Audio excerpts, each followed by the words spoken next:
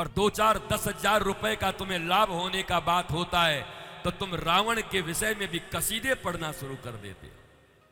ईमान बेच दिया लाख रुपए में, इंसानियत बेच दी रुपयों में, और अपने आप को अभी भी इंसान कहलाने का दम भरते हो। क्यों नहीं समाज के उस किसी गरीब व्यक्ति जो समाज की सेवा में लगा रहा, मोहल्ले की मां बहनों बेटियों को अपनी मां बहन बेटियों की तरह देखता रहा, क्यों नहीं जो सबके मुस्कुराहट में मुस्कुरा कर खड़ा रहा, क्यों नहीं जो सबके दुख के समय में पहले आकर के खड़ा होगा। भले ही उसके घर में गाड़ियां नहीं हैं, भले ही उसके घर में सोफे नहीं हैं, ऐसों का तुमने कब सम्मान किया है? तुमने भी बेईमानों का सम्मान किया है, इसलिए तुम्हारे यहां बेईमान लोग पैदा हो रहे हैं। सम्मान बेईमान का करोगे और स्वप्न देखोगे उत्तम भारत का, सांस्कृतिक भारत का, धार्मिक भारत का। श्रेष्ठता का सम्मान करना सीखो, ज्ञान का सम्मान करना सीखो। सुदामा के पास फटी हुई धोती है, अयाचक वृत्ति है,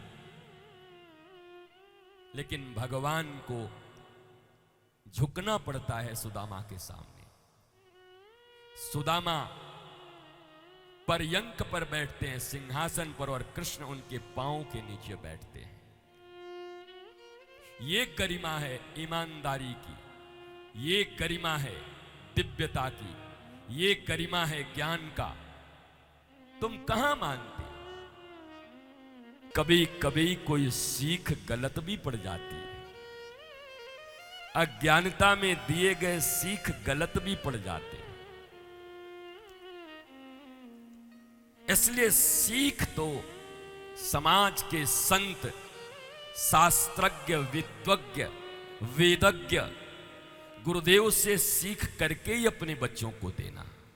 मेरी मां, तुम्हें भी अपने बच्चों को कोई ज्ञान देना हो तो किसी निष्णात गुरु से, शास्त्र पढ़ने वाले से, किसी ऐसे संत महापुरुष से पूछना कि हे गुरुदेव प्रभु, मेरे बच्चों को मैं बहुत संस्कारवान, सुखी, आनंदित और बहुत बड़ा बनाना चाहती हूं, मुझे क्या उनको शिक्षा देनी चाहिए?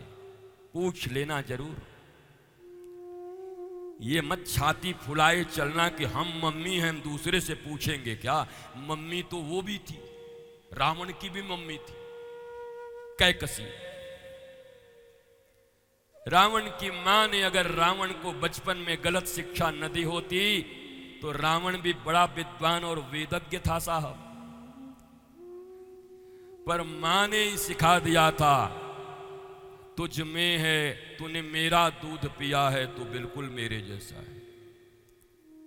बड़े होकर के मामाओं का बदला लेना, मामा दैत्य थे, ऐसा बचपन से सिखाई उस बालक को कि रावण देवता, मनुष्य और भगवान का नाम सुनते भड़क जाता था। मां ने ही सिखाया था, कोई और नहीं सिखाया था।